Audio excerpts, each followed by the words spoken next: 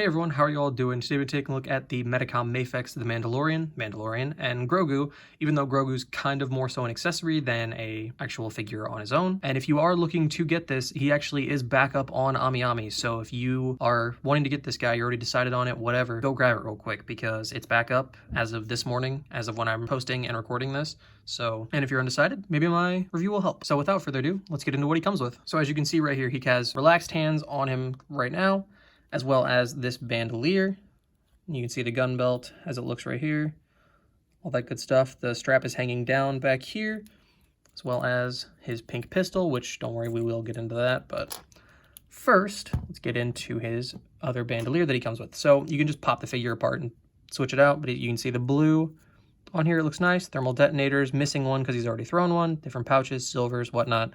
But the biggest part of this is that you have the actual straps together so you can plug in and put on his rifle to carry it on his back. So that's pretty cool. It's a lot better than how the figure arts one was structured, where it was just a little buttoned on the front and it didn't work very well, and a lot of people were very upset about that. Also, speaking of, if you haven't seen the figure arts updated version of Mando, as well as the Boba Fett, the re-armored Boba Fett that is going up hopefully soon. Oh, those look so good. I'm not going to get the Mando. The head doesn't look bad. The Djarin head doesn't look too bad. But that Boba head, or that Boba, well, the Boba head looks great, but the Boba figure looks fantastic. And I'll probably get that one because, as much as I love Hasbro, they'll probably give him a rubber tunic, so he won't actually be able to move his legs that much. But the figure arts appears to have a cloth one, so that's pretty cool. But as I said, that's very easy to switch in and out. And speaking of his rifle, here's his rifle right here, and this looks fantastic. I like this thing. I kind of wish we would have gotten a separate piece like the figure arts had that had zappy pulse thing coming off of it. That would have looked cool. But you can see the different silvers, golds, browns, all that throughout, as well as this strap piece right here, which I have it plugged in. It plugs into the scope as well as the kind of area above the grip. And it's a pain in the ass to get back in, so I mean, it's a pain in the ass to get it to stay, because as you can see, it's kind of not entirely in there all the way right now. And I may have it backwards. I don't know. I don't think I do. I said we talk about it. The pink pistol. I don't know what happened here. I'm not quite sure why his pistol's pink. I don't know. I guess maybe they were... My assumption is they probably wanted to do a pink wash to like make the silver reflective and look super nice, which I mean, this is reflective and it looks fantastic. But the pistol does not look that great, and I don't know what happened. It has great detail, though, other than that. Black Series 1 also works very well. It doesn't have as much paint detail on it, but it's silver. So if you wanted to, if you don't feel like trying to fix the pink one, they're actually almost the exact same size.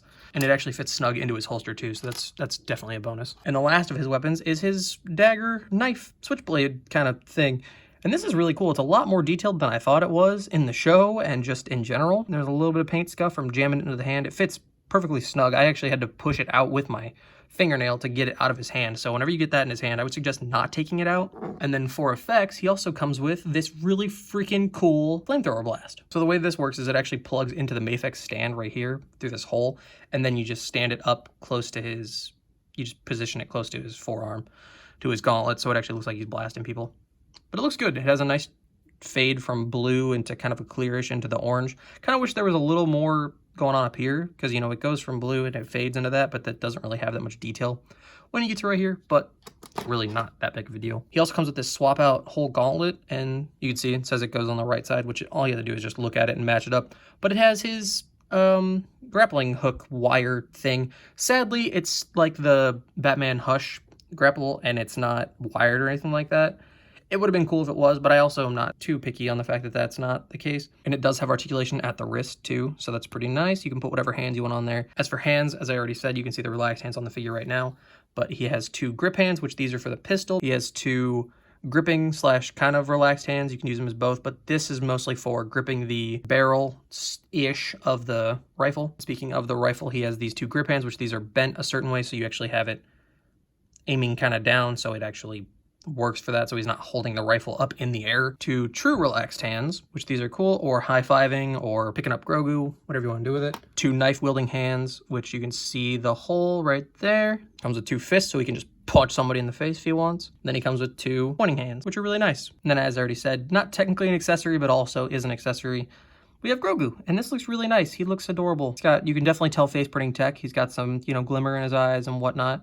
Got the little hands. He's not articulated at all, but painted very well, and he stacks up like so with Mando. not too bad. I think he probably should be taller, but I think that's a problem that we've had with all of them so far. And speaking of Mando, let's take a look at the detail on him. Starting off by taking a look at the helmet, it looks really good. I'm not sure what the like black wash is that's in here above this kind of above his eye slit thing, but it's kind of throwing me off a little bit. It looks a little strange in certain angles when you pick it up because there's no other black other than like the little couple of details that need it, and then obviously his visor.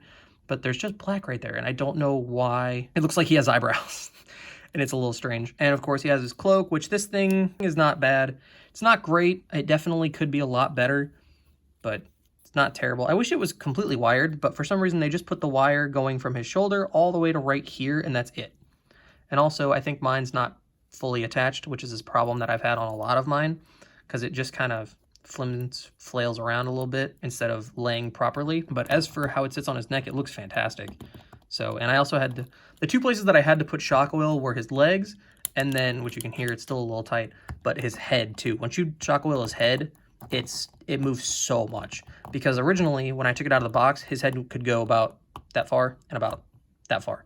And it was horrible, and I was like, wow, that sucks, but then I put some shock oil on it, and it moves perfectly. As for his shoulder pads, sadly, we don't get the mud horn, which I thought we would have. I figured if we would have gotten, if this figure had been pushed back, like, you know, Iron Man and stuff like that, I figured we would have gotten that as a separate piece.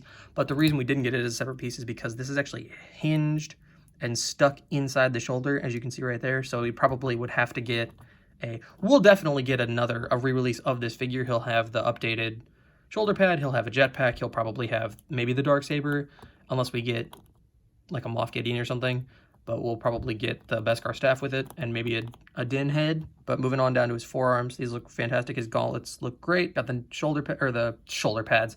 It's got the thigh pads, which look great too. I wish this had a little bit more wear on it. It looks a little plasticky right here. And also we'll probably get an updated thigh pad on that one too, but it looks like whatever that droid's name was. Really good detailing down here. We were missing one of the cartridges. Boots look great, different browns throughout. The only thing that really could have been done to maybe make it look a little more realistic would be maybe a black wash on the undersuit, but as is, it's not that big of a deal. The only problem that I really have with the figure, to be honest, is this cloak thing, because as you know, if I get it right here, get it tucked right here, it looks fantastic, but then I move like slightest little inconvenience like that, and it ends up like this, and it's irritating. Let's go over the articulation. His head, as I already said, can go up that far, can go down that far, can tilt, rotate at the neck and the head. Arms go out that far. Let's see, can one go farther than the other? No, so this doesn't hinder at all. The strap doesn't. Arms can go all the way around. Bicep swivel. Whoa, actually, well, shoulder swivel because of the butterfly joint in here, but also true bicep swivel. Double jointed elbows that go up about that far. Forearm swivel, as I already said, because you can switch out the gauntlets. Hands, standard Mafex, can go back and forth, rotate it, can go up and down. As for his torso, he can go that far forward, can go that far back, can go that far to the side, that far to the side, and rotation. A little hindered, little moves around a little bit. Everything kind of likes to try to be all one piece. I just completely messed up something in here. I'll fix it in a little bit. Legs drop down, of course, can go that far forward, but this side can go farther because the pad doesn't go up all the way. Can go out that far. Has single jointed knees that go back that far. I know it's going to piss off a lot of people. Personally, doesn't really upset me that much. Feet can go back that far forward. And he has a little bit of ankle pivot, and then, of course, toe joint. And now onto some size comparisons. Here are Mando and Grogu next to the Black Series Target exclusive Mando, and then the original version of Grogu that actually can move his arms a little bit. And I put a cape on here. I didn't feel like adjusting it because the plastic one, you can't have the jetpack on if you have the plastic one on, because I don't know why they did that. This doesn't look bad. Mando's just a tiny bit shorter, and the Mafex Grogu is actually a lot bigger than the other one in terms of proportions. He looks a lot more accurate to what he's supposed to look like. And also, if you have the Target exclusive Mando, or if you have the one missions line pod, he actually fits in it. And then here he is next to the Black Series Moff Gideon and the Black Series Return of the Jedi Han with the Empire Strikes Back head, because I didn't like the head that was on that figure. But this doesn't look bad either, because I think Giancarlo Esposito is actually smaller than Pedro Pascal. Also, I've found that the pistol grip hand is actually the best for holding the Darksaber. So if you want to have your Mafex Mando rocking a darksaber, you can have him do that. These two share the same body, but here he is next to the Black Series Bo-Katan, and then the Bossalorian, aka Casca Reeves or Sasha Banks. And I actually found this actually found this Casca at Walmart. I actually saw the wave. I haven't seen a Black Series figure at my Walmart in probably like 3 years. It's actually been that long. For some reason, they either don't stock them or someone comes in and buys all of them like at like 3 in the morning or something, maybe. I don't know. And then here he is next to the Armorer, the exclusive version that has the actual like cloth fake hair coat thing, and then the Paz Vizsla. And this looks really good too. I really like how this looks as well. And then here he is next to the Star Wars The Black Series Stormtrooper, the newer one, and then a Happy Hogan, aka Jon Favreau, because of course I had to do that. I mean, come on, of course I had to. And this looks good too. I'm not quite sure. Well, I was about to say I'm not quite sure on how. Well, actually, I don't think, is it Jon Favreau's not in the armor, right? As Paz Vizsla? I don't think he was. I think he was just a voice, probably. But this is all right, I guess. As for some other Mafex figures, here he is next to the Far From Home upgraded suit Spider-Man, and then the Mafex Catwoman, which if you have not watched my review on that figure is fantastic. So if you definitely were thinking about getting that figure, highly recommend it, and watch my review because I gush over it, because it's so much better than I ever thought it was going to be. Mafex really stepped up their game this year. I mean, their stuff's been good.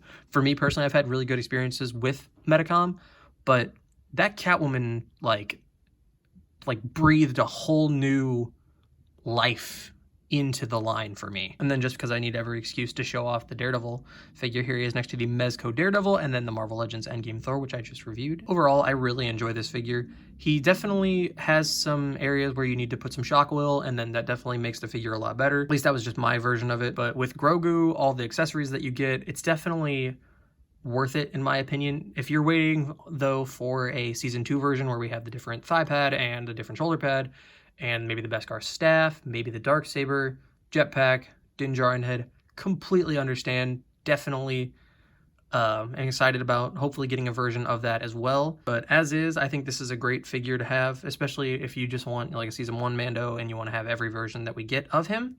Then I think it's a great idea. Then I think it's a great choice. I do wish he would have come with the pram. I think that would have been cool for a Grogu, but we are, as I already said, the Black Series one works, so does the Mission one. And also, with how much the Black Series Mando is up to now, you probably could get the Mafex Mando, which I already said, it's back up on Ami Ami, at least at the time of recording this, and it's a way better figure in my opinion, because the articulation-wise, it's better. In terms of what you get, it's better. In terms of just the silver as well, I mean, it's higher quality, which we would expect that from a import figure, but you know what I mean. That's gonna do it for me, and I will catch you all in the next one. See ya.